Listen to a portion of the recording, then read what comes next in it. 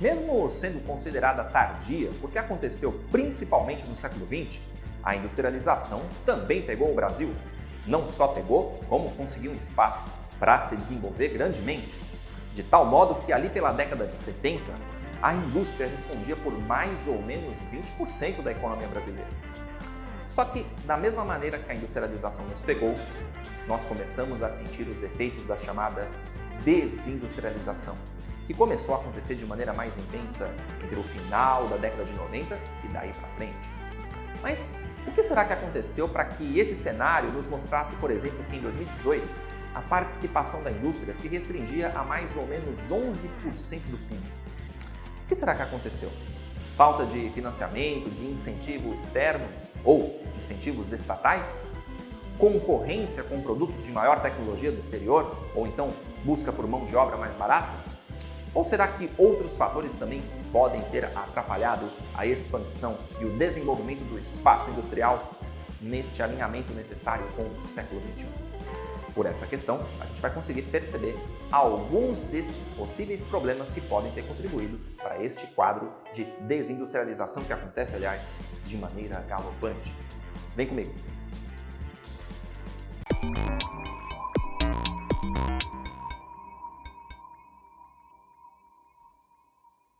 E aí, pessoal? Beleza? Tudo certo, tranquilo e sossegado com todos e todas vocês? Eu espero que sim e que vocês estejam atentos e atentas para essa questão da Unicamp que começa nos trazendo um gráfico.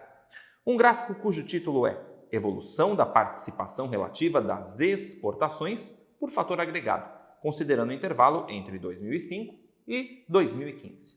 E o que nós percebemos por esse gráfico? Que há uma oscilação entre produtos básicos, semi-manufaturados e manufaturados, sendo que os produtos manufaturados tinham uma participação superior a 50% do PIB, depois há um declínio, enquanto a de produtos básicos sofre um aumento e a dos semi-manufaturados fica ali num período estável, né? O intervalo fica relativamente estável. Mas, além dos dados desse gráfico, nós temos também o enunciado. E esse enunciado diz o seguinte: o gráfico anterior indica a tendência, então temos uma tendência de algo que é a reprimarização, tendência de reprimarização do território brasileiro. Processo este derivado de alguma coisa, há uma causa, há um motivo para que essa reprimarização aconteça. Bom, falando em reprimarização, precisamos falar sobre os grandes temas trabalhados nessa questão. Em primeiro lugar, a gente está pensando aqui a respeito do processo de industrialização, porque estamos falando de produtos manufaturados, semi-manufaturados, produtos considerados básicos. Tudo isso tem a ver com aqueles setores da economia, o setor primário, o setor secundário e o setor terciário, sendo o setor primário responsável pelas atividades ligadas à agropecuária, à silvicultura, à mineração, enfim, produtos que estão mais ligados às atividades de coleta de recursos naturais, de plantio, de manejo, ou seja, não estamos falando ainda de transformações das matérias-primas e dos recursos naturais em produtos industrializados, porque quando falamos em indústria, estamos pensando em setor secundário. E setor terciário ligado ao comércio e à prestação de serviços. E nesse caso, falando de industrialização, a gente está pensando na industrialização brasileira, no caso aqui do Brasil, um país que é de fato industrializado, industrialização que se dá de mais larga escala durante o século XX, então é possível refletir a respeito do processo de industrialização brasileira. Além disso, aqui a gente percebe que há um declínio da atividade industrial, levando a um retorno da importância do setor primário da economia. Ou seja, estamos falando de uma reprimarização. Então, por isso, dá para fazer essa associação com um processo conhecido como desindustrialização. Ou seja, há um fenômeno de desindustrialização do Brasil. Estamos deixando de ser uma nação cuja participação da indústria no PIB se torna relevante. E também podemos falar a respeito disso pensando um pouco sobre as exportações brasileiras. O Brasil, embora não seja um grande exportador mundial, como nações que até têm uma situação econômica em termos de PIB parecida com a do Brasil, o Brasil tem a sua importância. Importância essa que vem diminuindo em relação às exportações de produtos industrializados. Para isso ficar um pouquinho mais claro, é interessante a gente dar uma olhada em um gráfico como esse que eu vou mostrar para vocês. Aqui a gente percebe, novamente, a participação da indústria de transformação em termos de porcentagem do PIB, Produto Interno Bruto, que é aquela soma de todos os bens, produtos e serviços que são produzidos durante um ano. É um resumo das riquezas que o país consegue produzir durante um período. E aqui a gente tem um intervalo maior do que o da questão. O que vocês vão perceber é que, do final dos anos 40, pós-Segunda Guerra Mundial, quando o Brasil está vivendo uma industrialização muito influenciada pelas políticas de Estado, como, por exemplo, durante a Era Vargas, na qual há um forte incentivo à nacionalização de setores da economia, à participação do capital estatal no desenvolvimento nacional, a partir daí a gente percebe que o grau de presença da indústria no PIB, que era de mais ou menos 16% ali por volta de 1948, começa a subir. E sobe bastante durante a década de 50, porque algumas políticas vão intensificar mais a necessidade do Brasil de se tornar uma sociedade de caráter urbano-industrial, ainda que o Brasil seja considerado um daqueles países de industrialização recente, ou na sigla NPIs, Novos Países Industrializados, que na literatura às vezes aparece como NIC, New Industrialized Countries, né? Novos Países Industrializados. E o Brasil entra nesse contexto, porque a sua industrialização se dá durante o século XX. O fato é que, em função de algumas políticas, como durante o período de Juscelino Kubitschek, onde há o plano de metas de 50 anos e 5, a participação de capital estrangeiro promovendo o desenvolvimento da indústria nacional, isso tudo vai levar a uma elevação. E a gente vai chegar ali a mais ou menos 23,2% de atividades industriais compondo o PIB. Há uma queda durante a década de 60 em função das confusões que vão envolver o início do período militar, troca de governo, troca de legislação, enfim, e claro, a troca das políticas econômicas. Mas há um período de desenvolvimento que vai levar aí um pedacinho dos anos 60 e dos anos 70 também, até o começo dos anos 80.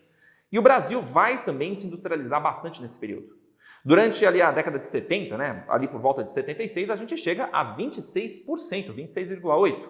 Há uma queda ali já no final do regime militar e no começo da redemocratização, mas ainda assim, no começo da década de 80, a despeito das crises econômicas, a despeito da morte do Tancredo, a respeito do início do processo de redemocratização, num país que estava bastante desestruturado do ponto de vista político, econômico, né? Ainda vivendo a hiperinflação, a possibilidade de hiperinflação, o Brasil tinha 27,3% do seu PIB correspondendo às atividades industriais, da indústria de transformação, ou seja, transformando recursos naturais, matérias-primas, em produtos industrializados.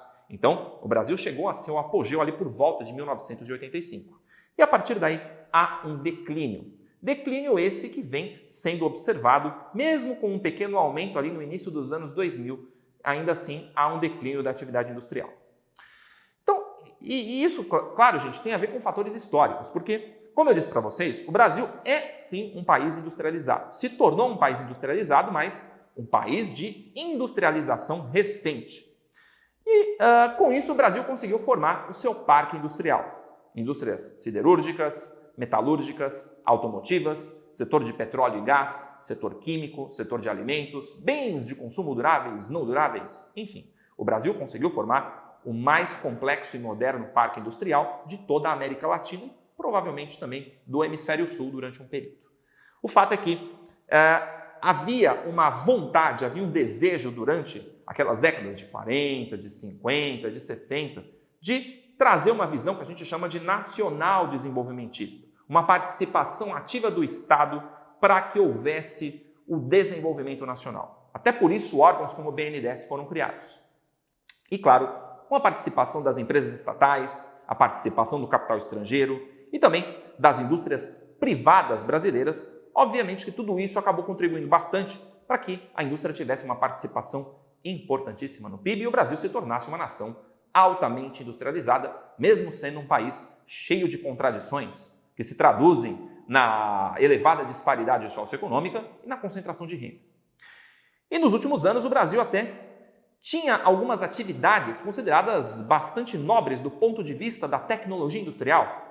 Então, passamos a fabricar, por exemplo, aviões. A Embraer, por exemplo, se tornou um símbolo produzindo aviões e se tornando aí uma gigante do setor aeronáutico junto com a Airbus e com a Boeing. Se tornou uma referência. Muitos dos aviões que estão aí voando pelo mundo são aviões da Embraer, tecnologia brasileira, forjada pelo Estado, pela participação das pesquisas, das cabeças, do desenvolvimento nacional. Também passamos a ter empresas que passaram a ter relevância até na agropecuária. Existe a Embrapa, empresa brasileira de pesquisa agropecuária, que se tornou referência mundial nas pesquisas nesse setor e que ajudou o Brasil a se tornar uma potência agrícola. E por incrível que pareça, mesmo com um investimento muito pesado do Estado, me lembro de uma vez fazendo estágio, trabalhando numa unidade da Embrapa em Campinas, falava-se na época de que a cada $1 investido pela Embrapa em projetos retornava-se 8. Então, é uma empresa que, além de produzir pesquisa, consegue ser lucrativa. Isso no contexto da época, mas ainda assim uma empresa de muita importância. Tínhamos até empresas do setor de semicondutores, como a Ceitec, que foi até alvo aí de muitas polêmicas pelo desejo do governo de fechá-la, mesmo diante de uma crise mundial de semicondutores, no meio do furacão dessa crise de falta de microprocessadores, o governo decide fechar essa empresa, que poderia ser estratégica para o Brasil. E também até aceleradores de partículas. Temos o projeto Sirius, que é um projeto aí considerado dos mais nobres do mundo no setor de tecnologia, de aplicação de ciência, muito útil para responder às demandas da indústria nacional. O fato é que, diante de tudo isso, o Brasil vive uma fase de desindustrialização por uma série de motivos. Em primeiro lugar, há uma falta de incentivos, de estímulos por parte do Estado na formação de uma verdadeira política industrial. O Brasil não tem uma política industrial concisa, eficiente, efetiva, que possa pensar a longo prazo, não pensar por 4, 8 anos. Não há uma política de longo prazo. Isso atrapalha muito o ambiente de negócios no Brasil. Além disso, o Brasil não faz a lição de casa quando se refere a investimentos em ciência, tecnologia e inovação. E todos os países do mundo, pessoal, nos quais há um desenvolvimento econômico, há uma associação direta entre os investimentos em ciência e tecnologia e a participação do Estado. Ora, de onde vocês acham que vêm as inovações para fazerem foguetes irem para o céu, para fazerem aviões voarem no espaço aéreo, enfim, principalmente por ação de grandes encomendas feitas pelos governos. Vide o que o governo dos Estados Unidos faz em setores estratégicos, despejando grandes quantidades de dinheiro para que as empresas privadas se desenvolvam. E o Brasil não tem uma política industrial ou de ciência, tecnologia e inovação concisa nesse sentido. Na verdade, falta-se dinheiro, falta-se muito dinheiro para que a indústria nacional possa desenvolver e ser competitiva. E, claro, isso faz com que a concorrência externa, que é um outro motivo, também faça com que o Brasil não consiga ter condições de competitividade. Porque enfrentamos a concorrência brutal do Sudeste Asiático, com condições muito mais competitivas, nem sempre condições que possamos considerar como adequadas, muitas vezes são questionáveis, como as questões de ordem salarial, de direitos trabalhistas, de direitos humanos, mas o Brasil pode, por exemplo, se tivesse uma política industrial, poderia entrar em setores mais competitivos, mais sofisticados, para fazer com que o seu produto tenha vantagens diferenciais, o que pode colocar um país como o Brasil diante de um nível de desenvolvimento mais avançado. O fato, pessoal, é que, voltando lá para o enunciado, a partir de todas estas digressões, o gráfico anterior indica a tendência de reprimarização do território brasileiro. Processo esse derivado daquilo que está na alternativa C de Catapora, que diz da maior participação de commodities na pauta exportadora, paralelamente ao declínio da exportação de produtos industrializados. Se o Brasil está se tornando cada vez mais uma grande fazenda, na qual as políticas voltadas à agricultura, à pecuária, à mineração, ao agronegócio, enfim, nas quais essas políticas têm muito mais incentivos, entre outros fatores, porque há uma grande pressão por bancadas como a do Congresso, que pressionam para que haja um privilégio da agricultura sobre outros setores, da agricultura e da pecuária sobre outros setores, e não há estímulo à indústria, por exemplo, é claro que politicamente decisões favoráveis à indústria percam muita força. E o Brasil, cada vez mais, está vendo o seu ambiente de negócio se tornar um ambiente cada vez mais voltado para a exportação de commodities agrícolas. E já sabemos financeiramente que não é tão compensatório como produtos com maior grau de sofisticação, como os produtos industrializados, manufaturados ou semi-manufaturados. E isso, claro, faz com que o Brasil não seja muito interessante do sentido de haver produtos made in Brasil. O que é made in Brasil hoje e fora do Brasil? Bom, pensamos na soja, pensamos no milho, podemos pensar no algodão, podemos pensar no café, no ferro, em outros metais, mas não pensamos muito, por exemplo, sobre produtos com elevado grau de sofisticação que trariam mais divisas para o Brasil. É claro, pessoal, que esse não é um desafio apenas do Brasil, é um desafio de vários outros países. Não podemos falar, por exemplo, da letra A, que fala do declínio da produção e exportação de commodities, porque nós vimos que o Brasil cada vez mais afirma a sua posição mundial em relação às commodities, nem a letra B, que fala do crescimento do mercado interno para produtos industrializados de maior valor agregado, porque, na verdade, nós acabamos importando esses produtos até pela falta de opções internas, e nem a letra D, que fala da estagnação da pauta exportadora de produtos semi-manufaturados em virtude do crescimento das commodities minerais. Na verdade, as commodities não só minerais, mas de um modo geral, todas as commodities estão em elevação. Então, só mesmo a alternativa C responde adequadamente a essa questão. Bom, eu espero que vocês tenham curtido. É uma questão relativamente complexa, porque envolve uma série de fatores que vão ter que fazer você retomar, fazer digressões a respeito da história da indústria brasileira, mas ainda assim é uma questão que, se você consegue interpretar todos esses fatores, mostra que o seu grau de preparo realmente é bastante bom, bastante importante até para, por exemplo, enfrentar uma segunda fase da Unicamp, tá certo? Com isso, então, eu espero que vocês tenham gostado, curtido, e eu espero que vocês continuem nos apreciando e acompanhando. Até mais!